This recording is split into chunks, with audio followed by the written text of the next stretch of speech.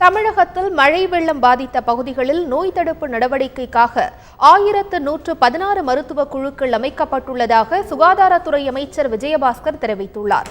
அவர் எமது செய்தியாளர் ராஜாவுக்கு அளித்த பிரத்யேக பேட்டியை பார்ப்போம். தமிழகத்தில் மழை வெள்ளத்தால் பாதிக்கப்பட்ட பகுதிகளில் சுகாதாரத்துறையின் சார்பாக மேற்கொண்டுள்ள பணிகள் குறித்து நம்மிடம் விவரிக்கிறார் சுகாதாரத்துறை அமைச்சர் டாக்டர் விஜயபாஸ்கர். டாக்டர் வணக்கம். மாண்புமிகு தமிழ்நாடு முதலமைச்சர் புரட்சித் தலைவி அம்மா அவர்களுடைய சிறப்பு உத்தரவின் பேரில் தமிழ்நாடு முழுக்க 1116 மருத்துவ குழுக்கள், பிரத்யோகமான சிறப்பு மருத்துவ குழுக்கள் அம்மாவுடைய ஆணைக்கிணங்க எல்லா இடங்களிலுமே முழு வீச்சில் தங்களுடைய பணியை செய்து கொண்டிருக்கிறார்கள்.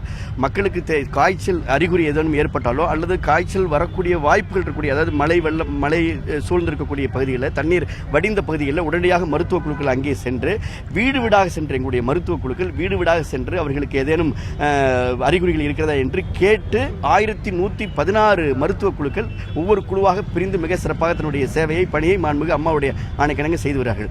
சென்னையிலே மட்டும் 116 சிறப்பு மருத்துவ முகாம்கள் இங்கே செயல்பட்டு வருகின்றன.